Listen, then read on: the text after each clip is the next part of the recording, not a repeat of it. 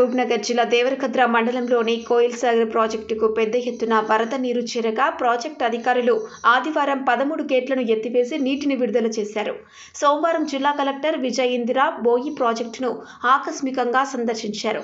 సందర్భంగా ఆమె మాట్లాడుతూ దిగువ ప్రాంతాల్లో ఉండే వివిధ గ్రామాల ప్రజలు, రైతుల పంట పొలాలకు ప్రాజెక్టు నీటి వల్ల కలిగే ఇబ్బందులను పరిశీలించి దిగువన ఉన్న వివిధ గ్రామాల ప్రజలకు ఇబ్బందులు కలగకుండా వారిని అప్రమత్తం చేయాలని, రాత్రి సమయాల్లో ప్రజలు అటువైపు రాకుండా చూడాలని, గ్రామ పంచాయతీ సిబ్బంది అప్రమత్తంగా ఉండాలని అధికారులను ఆదేశించారు.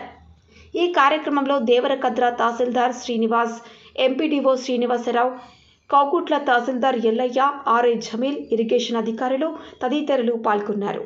RRR న్యూస్ ఎం రాఘవేంద్ర, ఉమ్మడి మహబూబ్నగర్ జిల్లా స్టాఫ్ రిపోర్టర్.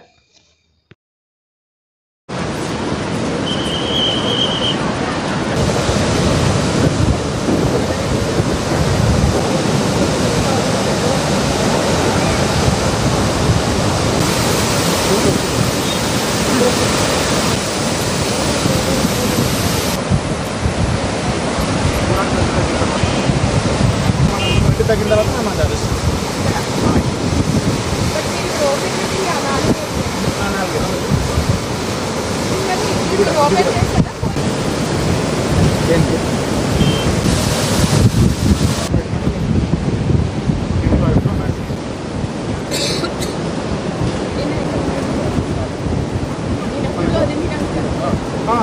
అంటే కొంచెం వచ్చారు